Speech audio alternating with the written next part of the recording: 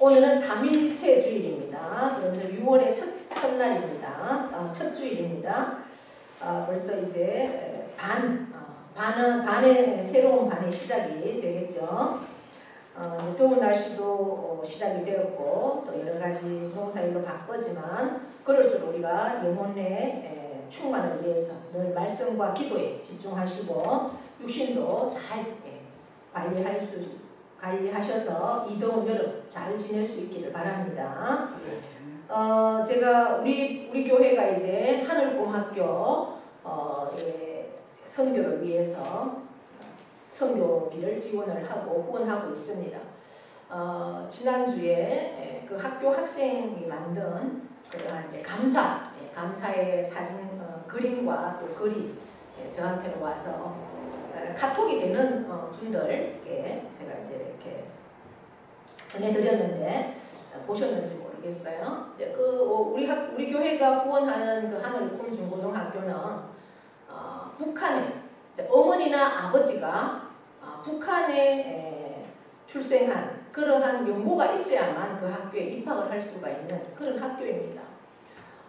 북한이 지금 상황이 굉장히 코로나 때는 거의 이렇게 올 수 있는 그런 상황이 안 됐죠. 외국에서 들어오지를 못하니까 그래서 학생들이 거의 없었다고 그래요. 그럼에도 불구하고 북한에 있으면 어차피 굶어 죽거나 뭐 가다가 죽거나 자유를 위해서 자유를 향해서 오다가 죽거나 뭐 죽는 건 똑같다 이렇게 해서 이제 생사를 걸고 오는 거죠.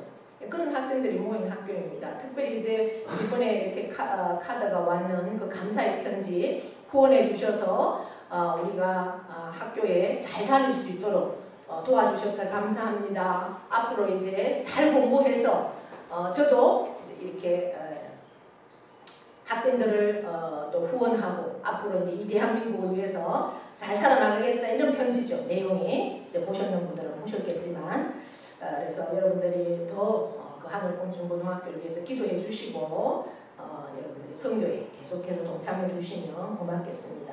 이제 그 학교는 나라에서 100% 지원을 받고 그렇게 운영되지가 않습니다. 왜냐하면 복음을 가르쳐야 되니까 나라에서 100% 지원을 받고 그렇게 이제 가르치면은 성경 말씀은 전혀 못 가르치거든요. 그래서 성경 말씀을 가르치기 위해서 특별히 이제 그 아이들이 고향이 북한이고 또 중국이고 또 지금은 이제 러시아에서도 온다고 그래요. 왜냐하면 이제 벌목공으로 북한 사람이 벌목공으로 러시아에 끌려가고 또 중국에는 보통 이제 뭐 식당이나 이런데 끌려간다고 그래요. 그래서 이제 그곳에서 중국인 남자를 만나서 낳은 아이들, 또 러시아에 가서 생활하다가 러시아 여성과 결혼해서 낳은 아이들, 그런 2세들이 이제 이렇게 많이 온다고 합니다. 그러다 보니까 이제 그 아이들을 복음으로 잘 가르쳐서 반드시 통일은 될 거거든요. 여러분들 통일이 될 거라고 믿습니까? 통일은 안 될 거라고 믿습니까? 통일은 반드시 됩니다.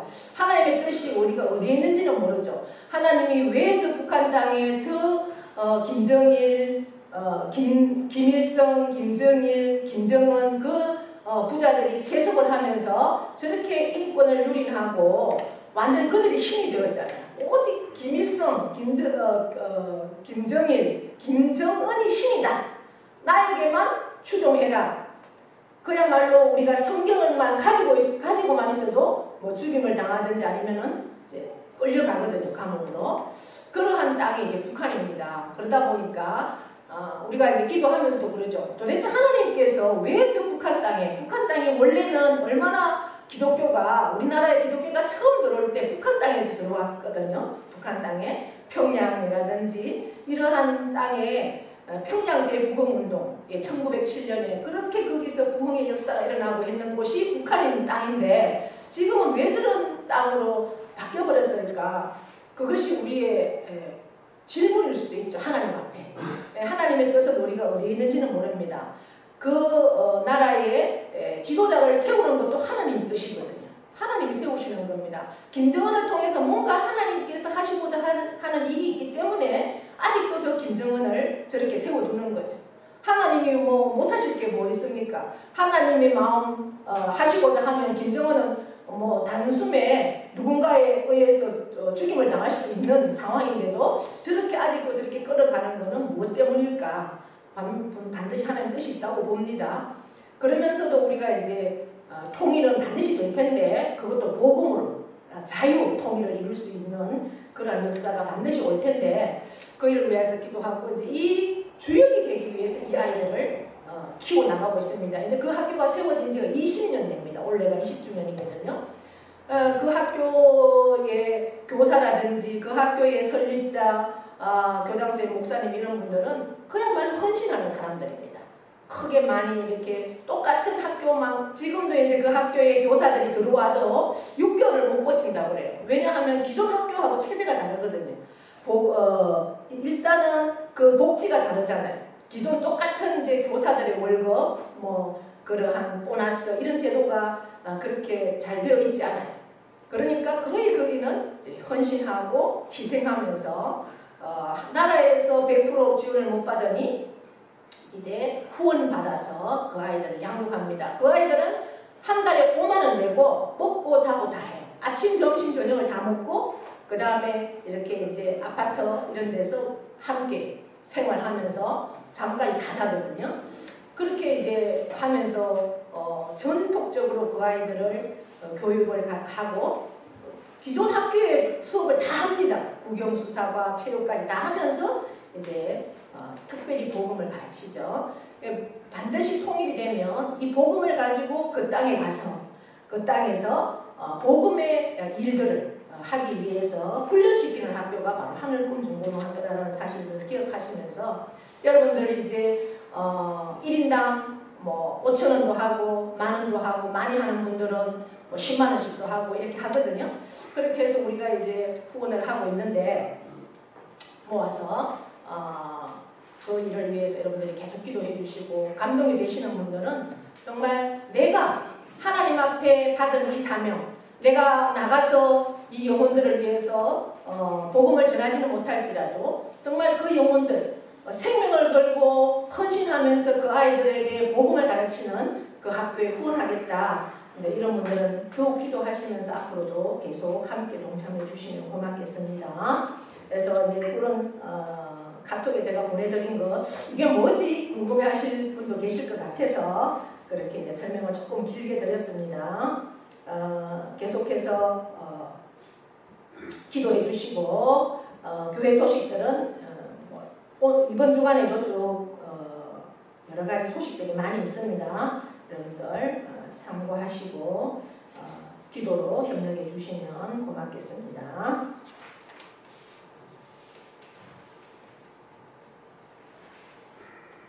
성경 말씀은 오늘은 로마서입니다. 로마서 우리가 지난 시간까지는 구약 룻기를 봤는데 오늘은 신약 로마서 1장 1절에서부터 7절까지 말씀입니다.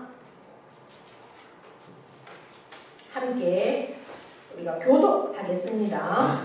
예수 그리스도의 종 바울은 사도로 부르심을 받아 하나님의 복음을 위하여 택정함을 입었으니 이 복음은 하나님이 선지자들을 통하여 그의 아들에 관하여 성경에 미리 약속하신 것이라. 그의 아들에 관하여 말하면 육신으로는 다윗의 혈통에서 나셨고 성결의 영으로는 죽은 자들 가운데서 부활하사 능력으로 하나님의 아들로 선포되셨으니 곧 우리 주 예수 그리스도시니라. 그로 말미암아 우리가 은혜와 사도의 직분을 받아 그의 이름을 위하여 모든 이방인 중에서 믿어 순종하게 하나니 너희도 그들 중에서 예수 그리스도의 것으로 부르심을 받은 자니라. 함께 읽습니다. 로마에서 하나님의 사랑하심을 하고 성도로 부르심을 받은 모든 자에게 하나님 우리 아버지와 주 예수 그리스도로부터 은혜와 영광이 있기를 원하노라. 아멘. 성경 선포하겠습니다. 시작. 이스라엘의 여호와 그의 은혜가 하나님 보시기에 좋았더라. 잘 됩니다. 더 잘 됩니다. 갈수록 더 잘 됩니다.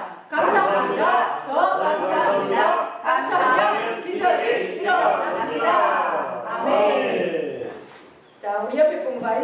하겠습니다. 오늘도 우리는 이겼습니다. 네, 오늘도 예배 자리에 나온 여러분을 사랑하고 축복합니다.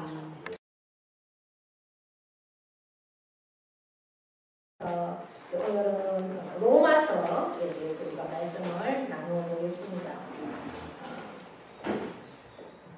우리가 사복음, 마태, 마가, 누가, 요한복음은 사복음입니다. 사복음에는 예수님의 행적이 기록이 되어 있는 책이 사복음이죠. 그리고 바로 사도행전이 기록이 됩니다. 사도행전은 역사서라고 우리가 분류를 합니다. 근데 역사서 바로 다음부터는 이제 서신서, 편지가 기록이 되는데 가장 먼저 기록되는 편지가 로마서라는 거죠. 로마서가 그러면 가장 빨리 기록이 됐을까? 그건 아닙니다. 그런데도 왜 로마서를 사도행전 바로 첫 번째 기록을 했을까? 그것은 이 로마서가 복음의 진수를 담고 있는 책이기 때문에 아주 중요한 책이라서 로마서를 사도행전 바로 다음에 기록했을 것이다. 이제 이렇게 추정을 하는 것이죠.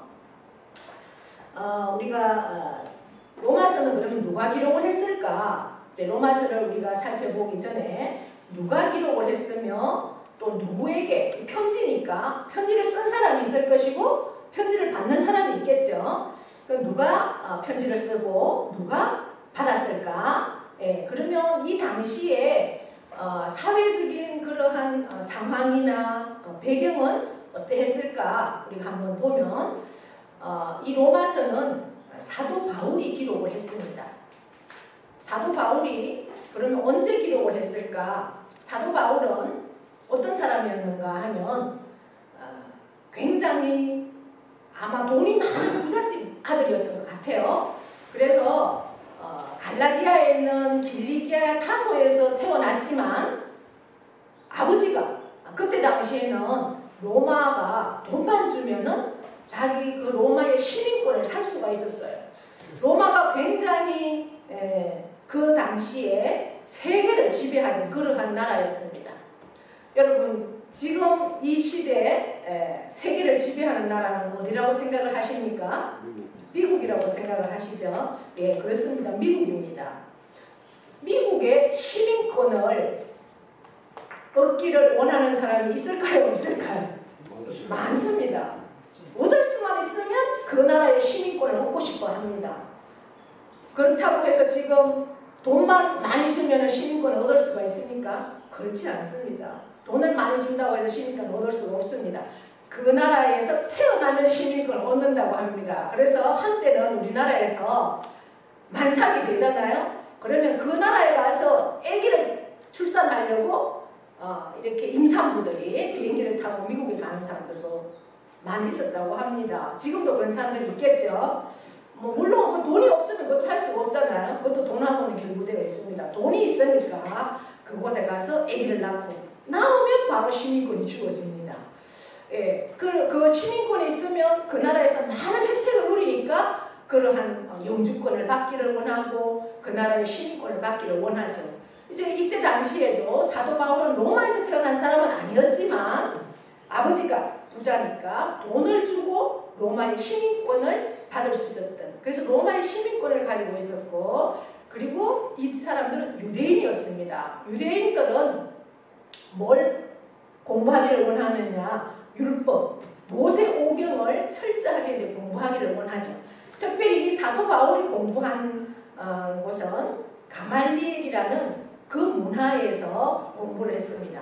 이 가말리엘의 문화생들은 얼마나 어려운 관문을 통과하느냐 하니까 율법, 모세 오경을 다 외워서 시험을 쳐서 틀리는 게 뭐 3문제 이상 되면은 그 문화생으로 통과를 안 시켜준다고 합니다. 그러니까 굉장히 열심히 공부를 해야 되죠. 이 가말리엘의 문화생이었습니다. 그러면 굉장한 이제 자격을 얻는 거죠. 지금 이 시대에 세계 어느 나라에 가도 그 대학 출신이면은 인정을 받는 대학이 있습니다. 그것도 역시 미국에 있죠. 하버드입니다. 하버드 대학 출신이다 그러면 다 인정을 해주는 거죠. 그러한 정도로 인정을 받았던 그러한 사람입니다. 그런데 이 사람이 어떠한 연유로 그렇게 됐는지 모르지만 이제 유대인의 정치계에 들어갔죠. 그래서 예수 믿는 그러한 사람들을 잡아다가 감옥에다 가두기도 하고 죽이기도 하고 이러한 일을 했던 그러한 사람이었습니다. 사도행전에 스데반이 죽을 때 이 사도 바울은 그때는 이름이 사울이었죠. 사울은 그곳에 그 자리에 있어서 스데반이 돌에 맞아 죽을 때 그 죽으면서 그 피가 튀었던 그러한 자리에 이 사도 바울이 있었던 것까지도 우리가 보았습니다. 그러했던 사람이 어느 날 이날도 마찬가지로 예수 믿는 사람들이 어디에서 지금 예배를 드리고 있다더라. 이제 이런 소식을 듣고 이제 그 사람들을 잡으러 가던 길이었죠. 예루살렘에서 많이 떨어진 다메섹이라는 곳에 이제 갔습니다. 다메섹을 가고 있었는데 갑자기 이제 막 하늘에서 빛이 짜자잔 비치면서 너무 빛이 밝으니까 눈이 뜰 수가 없죠. 그래서 쓰러져 버렸습니다. 그런데 음성이 들리는 거예요. 어떤 음성이 들립니까? 사울아, 사울아, 너가 왜 나를 핍박하느냐? 막 이런 소리가 들립니다. 그래서 사울이 깜짝 놀라서 아니 당신이 누군데 내가 당신을 핍박하느냐고 이렇게 질문했을 때 너가 핍박하는 나 예수다 이런 음성이 들렸습니다. 그러면서 이제 거기서 이 사울은 꼬꾸라지고 눈을 뜰 수가 없었죠. 그랬을 때 이제 아나니아라는 사람에게 인도되어서 이렇게 누군가가 아마 데려갔던 것 같아요. 그리고 그 사람한테 안수를 받고 이제 눈이 떠여졌습니다. 그때를 경험으로 이 사울은 완전히 180도로 바뀌었습니다. 이제 예수님을 직접 만나는 그런 경험을 하게 된 거죠. 그래서 예수 믿는 사람을 핍박하고 잡아서 감옥에 가두고 죽이고 이랬던 사람이 그 예수님을 직접 만남으로 예수님을 위해서 내가 사는 사람으로 그렇게 바뀌어야 되겠다라는 결단을 하고 이제 그가 바로 또 예루살렘으로 돌아가지 않습니다. 어디로 갑니까? 아라비아로 갑니다. 아라비아는 지금의 아마 그 사막, 광야거든요. 지금의 그 요르단 지역에 페트라라고 하는 그러한 곳, 에돔이 막 그 바위에서 숨어서 그렇게 교만을 떨었던 그곳으로 광야에 가서 이슬을 먹으면서 거기서 3년을 지냅니다. 그 3년 동안 뭘 했을까요? 이 사울은 도대체 나를 이렇게 꼼짝할 수 없게 만드는 이 예수가 누구인가에 대해서 깊이 아마 묵상했을 것 같습니다. 그래서 자기가 그동안 많이 이 사람은 율법에 대해서 학자니까 모세 오경 그 시편이라든지 예언서를 이미 다 많이 읽고 있었고 그 다음에 그런 학문이 깊은 그러한 사람이었으니 구약의 말씀 그 말씀들을 계속 묵상하면서 구약에도 복음이 많이 기록이 되거든요. 예수님이 앞으로 메시아가 오실 것이라는 그러한 말씀들이 많이 기록이 된 그 말씀들을 묵상하면서 그는 철저하게 이제 나는 예수의 사람으로 예수를 위해서 살아야겠다는 결단을 하게 되죠. 그 3년의 훈련이 있고 나서 그가 이제 이 정도면 나는 완전히 어디에 가서도 내 삶이 흔들리지 않겠다. 오직 예수를 위해서 나는 살겠다. 이런 결단을 하고 이제 예루살렘으로 옵니다. 그러나 그 예루살렘에 와서 유대인들 속에 들어가서 나는 이제 복음을 전하려고 했을 때 그리고 예루살렘에는 이미 교회가 개척이 되어 있었죠.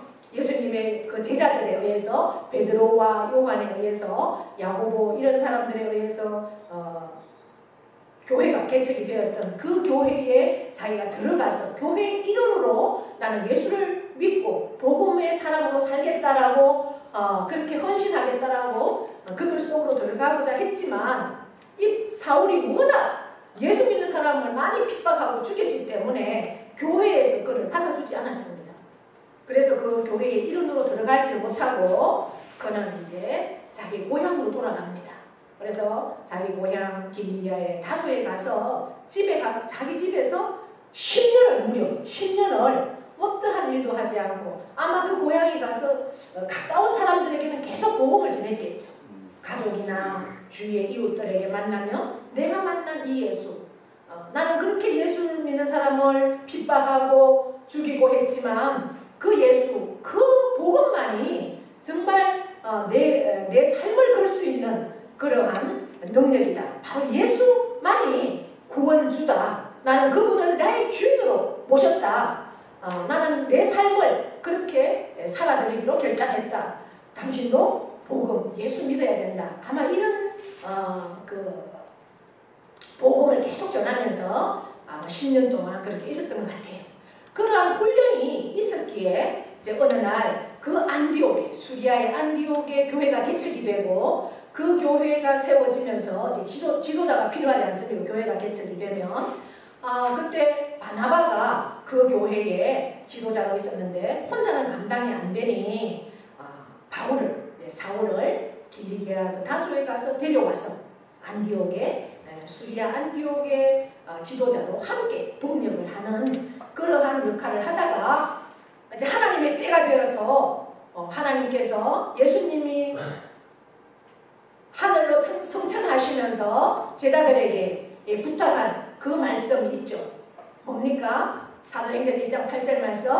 너희는 예루살렘과 유대와 사마리아와 땅끝까지 내 증인이 되라. 이 말씀을 하시고 그게 명령으로 선포하시고 떠나셨잖아요. 이 제자들은 그 말씀을 계속해서 이제 삶으로 살아내고 그 땅끝까지 복음을 전하라는 이 말씀 앞에 이 사도 바울이 바나바와 함께 선교를 떠납니다. 어디로? 아시아와 그 다음에 마게도냐와 그 다음에 헬라까지 그렇게 그리스까지 1차, 2차, 3차 선교여행을 쭉 떠납니다. 그래서 1차에 아시아, 그 다음에 저 마게도냐, 빌립보, 그 다음에 이 그리스 쪽에 고린도 교회까지 그렇게 개척을 하고 3차로 다시 이제 에베소 교회를 개척을 하고 고린도에 가서 머물고 있습니다. 3개월을 그 고린도 교회, 자기가 개척했던 그 교회에 머물면서 아마 겨울이라서 배가 뜰 수가 없고 이런 상황이기 때문에 아마 이곳에서 3개월을 머물면서 자기가 그동안에 얼마나 많은 복음의 역사들을 경험을 하고 많은 10년 동안의 선교를 하면서 이제는 거의 마지막 시점이 왔다라는 생각을 본인이 하게 되는 거죠. 이제 이 사도 바울은 예수님께서 명령하신 예루살렘과 유대와 사마리아와 땅끝은 아시아, 자기가 개척했던 1차, 2차, 3차 선교 여행을 다 감당했던 그곳이라고 생각을 하고 땅끝은 그럼 어딜까? 이 사도 바울의 땅끝은 바로 스페인을 생각을 하고 있었습니다. 그때 당시에 스페인. 구약에서 신약의 스페인이 구약에는 어딜까요? 다시스입니다. 여러분 다시스는 다시스가 어디에서 나왔습니까? 요나가 하나님께서 니느웨로 가서 복음을 너희 나라가 회개하고 돌아오지 않으면 하나님께서 심판이 임할 것이다 이렇게 선포하라고 니느웨로 가라 했는데 요나는 니느웨로 가지 않고 다시스로 가는 배를 탔죠. 그때 당시에 땅끝이 바로 스페인이고 지금의 스페인이고 다시스라고 생각을 했습니다. 이게 사도 바울도 당시에 땅끝은 바로 스페인이다라는 생각을 하고 그곳을 갈 거라는 목적지를 가지고 이제 고린도에서 편지를 씁니다. 자기가 그동안에 선교하면서 이제 가고 싶었던 곳, 마지막 가고 싶었던 곳, 자기 생을 마감하는 곳은 스페인이다 라고 생각을 하면서 스페인을 가려고 하면 바로 로마를 거쳐서 이탈리아를 지나서 스페인을 가야 되기 때문에 로마에는 이미 유대인들이 교회들이 이제 핍박을 피해서 예루살렘의 교회가 개척이 되고 많은 핍박에 의해서 디아스포라들이 생겼죠. 많은 나라들로 유대인 그리스도인들이 많은 나라들로 흩어지면서 회당이 생기고 교회가 개척이 되어 있는 그러한 상황이었습니다. 로마에도 유대인들이 이제 핍박을 피해서 갔던 곳이 로마죠. 로마가 그때 당시에 가장 번성한 나라, 세계를 지배하고 있는 나라. 그래서 우리나라도 많은 사람들이 자기의 재산들을 다 정리해서 가장 많이 이민 간 곳이 어디입니까? 미국이죠. 그때 상황도 똑같다는 거죠. 로마가 세계를 지배하고 있는 나라이기 때문에 그나마라도 유대인들 중에 돈이 좀 있고 뭔가 이렇게 재력이 있는 사람들은 자기의 재산을 다 정리해서 로마로 가서 그곳에서 이제 교회를 세워서 함께 지냈던 그러한 곳이 바로 로마 교회가 이미 개척이 되어 있던 상황이죠. 그리고 로마 교회는 사도 바울이 2차 선도 여행 때 개척한 교회가 바로 고린도 교회입니다. 고린도 교회를 개척할 때 누구와 함께 개척을 했습니까? 기억나십니까? 브루스길라와 아굴라입니다. 브루스길라와 아굴라, 브루스길라는 아내이고 아굴라는 남편입니다. 그런데 아마 아내가 더 믿음이 좋았던지 항상 브루스길라와 아굴라라고 하죠. 근데 이 아굴라는 본도 사람인데 어디에 가 있었는가? 로마에 가서 살았습니다. 근데 로마에 가서 살고 있을 때 이들도 복음을 듣고 아마 예수를 믿던 그러한 사람들이었던 것 같아요. 근데 이때 당시에 로마가 네로 이전부터 굉장히 복음, 특별히 교회에 대한 예수 믿는 사람들에 대한 핍박이 굉장했습니다. 그래서 이 아굴라와 브루스길라도 그곳에서 추방을 당했죠. 추방을 당하고 정착한 곳이 바로 고린도입니다. 그 고린도에서 마침 이제 바울이 2차 선도 여행을 고린도로 갔고 그곳에 브루스길라와 아굴라의 직업이 장막을 만드는 사람이었죠. 사울도 장막을 만드는 그런 업종에 갔다 보니까 함께 일을 하면서 서로 예수 이야기가 나오고 그렇게 해서 개척된 교회가 고린도 교회입니다. 그러니까 이 사도 바울이 로마의 교회의 상황들을 이미 이 아굴라나 브루스길라를 통해서 많이 알고 있었던 것 같아요. 그래서 자기는 스페인이 목표고 스페인에 갈 때는 반드시 로마 교회를 거쳐서 가겠다라는 이러한 생각을 가지고 이제 로마 교회에 있는 그 교인들에게 편지를 쓰는 겁니다. 그렇게 해서 기록된 편지가 바로 오늘 우리가 읽은 로마서고 이 로마서를 우리가 계속 매주 한번 살펴볼 것인데요. 로마서는 주제가 복음의 능력입니다. 그러니까 복음은 어떤 뜻인가 하니 좋은 소식, 기쁜 소식 이런 뜻입니다. 그 좋은 소식, 기쁜 소식을 내가 받았다면 그것은 바로 능력이다. 그 복음은 무엇이냐? 바로 예수 그리스도다. 이렇게 정의를 하고 있습니다. 그래서 이 로마서를 통해서 우리가 모든 믿는 자에게 구원을 주시는 능력이 바로 복음이다. 이렇게 선포를 하고 있죠. 복음의 능력은 사람을 구원하고 또 구원한 사람들을 그 구원 그것으로 머물고 있는 것이 아니라 구원받은 사람들이 변화되는 능력을 갖고 있는 것이 복음이다. 이렇게 말을 하죠. 그래서 이 교회의 능력이 뭐냐? 바로 복음을 통해서 성도의 삶이 변화되어야 한다. 그런데 이 로마 교회들을 쭉 보니까 로마 교회는 이제 지금 복음이 들어갔음에도 불구하고 삶이 변하지 않고 있더라는 거죠. 그래서 우리가 쭉 로마서를 살펴보면서 어떠한 삶을 살고 있는지에 대해서 우리가 살펴볼 텐데 복음이 들어가면 삶이 완전히 변해야 되는데 옛날의 삶, 세상의 삶들을 그대로 가지고 있으면서 교회 나는 구원받았다 이렇게 살고 있더라는 거죠. 그거에 대해서 사도 바울이 꼬집으면서 복음이 들어가면 반드시 변화된다. 그러한 능력이 복음 안에 있다 이렇게 전하는 겁니다. 그래서 이 로마서를 또 어떤 책이라고 별명을 붙이는가 하니 로마서의 별명이 변화의 책 이렇게 붙입니다. 그러니까 이 로마서를 읽고 많은 사람들이 한 개인이 변화가 되고 또 공동체가 변화가 되고 나라가 변화가 되는 거죠. 그래서 변화의 책이다 이렇게 로마서를 말씀합니다. 그 대표적인 사람 중에 우리가 4세기에 뛰어난 지성가가 있습니다. 바로 어거스틴입니다. 어거스틴은 어머니가 모니카죠. 이 모니카는 자기의 아들을 위해서 얼마나 눈물로 기도했는 사람인지 모릅니다. 왜냐하면 이 어거스틴이 그렇게 뛰어난 지성가고 훌륭한 철학자임에도 불구하고 마니교에 빠져가지고 어머니가 믿는 이 복음하고는 상관없는 그 마니교에 빠져서 굉장히 성적으로 물러난 삶을 살았던, 사생아도 낳기도 하는 이러한 삶을 살았던 거죠.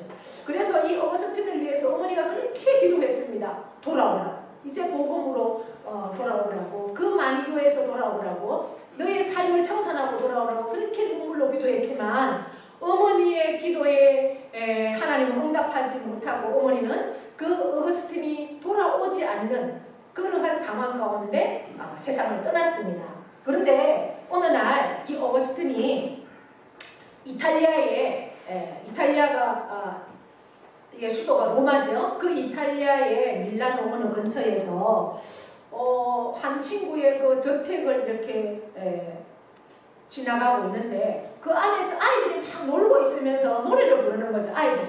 아이들이 어떤 노래를 부르는가 하니 톨레레게 톨레레게 이런 노래를 부르는 겁니다. 우연히 들었는데 그 뜻이 뭐냐면 집어서 읽어라 이런 뜻이라는 거죠. 톨레레게 톨레레게 이제 이런 노래를 부르는데 그 뜻이 집어 읽어라. 그런데 그 순간 그 아이들이 부르는 그 노래에 막 심장이 확 박히는 뭔가를 느꼈죠. 그래서 이제 그가 성경을 들었습니다. 그리고 폈습니다. 그런데 그 성경을 폈는 그 말씀이 어딘가 하니까 로마서 13장 13절로 14절 말씀이라는 거죠. 그 말씀은요, 이런 말씀입니다. 낮에와 같이 단정히 행하고 방탕과 술 취하지 말며 음란과 호색하지 말며 쟁투와 시기하지 말고 오직 주 예수 그리스도로 옷 입고 정욕을 위하여 육신의 일을 도모하지 말라. 아멘.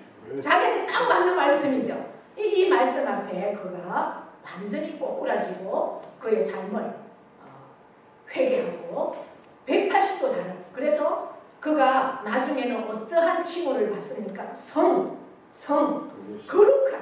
거룩한 사람의 삶을 성 어거스틴이라는 그런 칭호를 받는, 그래서 이 로마서가 변화시키는 말씀이다라는 것을 보게 됩니다. 그래서 그는 이 말씀 앞에 변화되고 완전히 180도 다른 기독교 역사상 가장 탁월한 신학자로 성 어거스틴이라는 이름을 남기게 되는 그런 생을 살게 됩니다. 그리고 우리가 잘 아는 마틴 루터는 종교개혁자죠. 우리 기독교가, 우리 개신교가 이 마틴 루터 때문에 개신교가 생긴 겁니다. 안 그러면 지금도 가톨릭에 우리가 소속되어 있겠죠. 이 마틴 루터는 신부였습니다. 수도사였죠. 그런데 이 수도사였는데도 늘 영혼의 평안이 없습니다. 신앙생활을 하고 있는데도 마음이 늘 해결하지 못하는 뭔가 허전함이 있었죠. 어느 날 이제 자기가 자포자기한 상태에서 성경을 들었고 마침 로마서를 폈습니다. 그 구절이 바로 로마서 1장 17절 말씀입니다. 로마서 1장 17절 복음에는 하나님의 의가 나타나서 믿음으로 믿음에 이르게 하나니 오직 의인은 믿음으로 말미암아 살리라. 아멘. 예. 이 마틴 루터가 이 말씀 앞에 거듭나서 자기의 생명을 던져서 종교를 개혁하는, 그때 당시에 종교를 개혁하는 것은요 죽음 앞에 서는 겁니다. 자기 생명을 내놓는 겁니다. 그때 당시에 종교가 교황이 무릎 꿇을 수 있는, 그러니까 이 교황은 황제를 무릎 꿇을 수 있는 그러한 능력이 있는 종교가 그만큼 위대했죠. 이게 교황이 완전히 정치를 지배했던 상황입니다. 그래서 카로사의 굴욕이라고 황제가 교황 앞에 무릎 꿇는 그러한 시대가 바로 이때인데, 이 마틴 루터는 이 말씀 붙들고 그만큼 이 말씀이 능력이 있다는 거죠. 자기의 생명을 걸 수 있는. 그래서 종교를 개혁했습니다. 요한 웨슬레도 마찬가지. 요한 웨슬레는 감리교의 창시자였잖아요. 그 다음에 존 버년이라고 철로 역정을 쓴 사람도 바로 이 로마서 말씀을 묵상하다가 철로 역정을 쓰게 되었다는 겁니다. 바로 이것이 복음의 능력입니다. 이제 우리가 로마서를 계속해서 살펴볼 텐데, 이 로마서는 바로 복음의 능력을 가지고 있는 책이라는 겁니다. 여러분, 이 복음의 능력을 믿으십니까? 네. 이 복음의 능력이 저와 여러분에게 반드시 체험되기를 원합니다. 그래서 이 복음의 능력이 저와 여러분을 새롭게 변화시키기를 원합니다.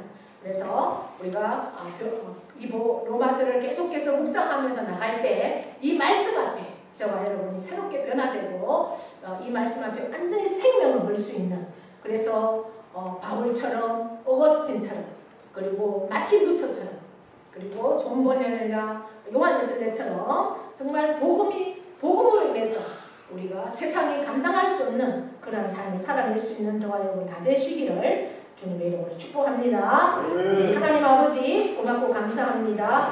오늘 우리가 로마서를 살펴보기 전에 로마서가 어떤 책인지에 대해서 보았습니다. 로마서는 복음의 능력을 가진 책입니다. 변화의 책입니다.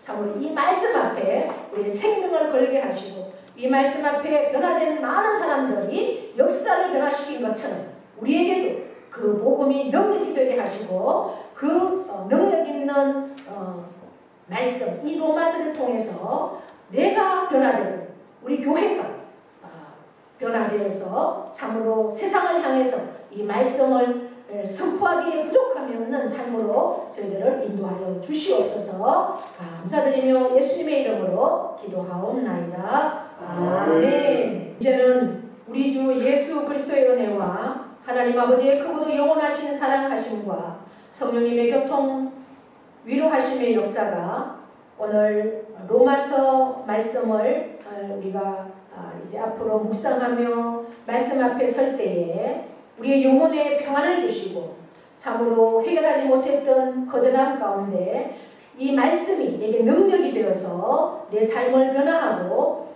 그 변화가 우리 교회가 변화되고 또 우리의 지역 이웃을 변화시킬 수 있는 그러한 능력의 복음으로 우리 앞에 섰는 그 말씀 앞에 우리가 온전히 그 말씀을 사모하고 그 말씀 앞에 온전히 서기를 결단하는 사랑하는 모든 심령 위에와 그 가정과 자녀와 일터와 농토 위에 영원토록 함께 하시기를 축원하옵나이다. 아멘.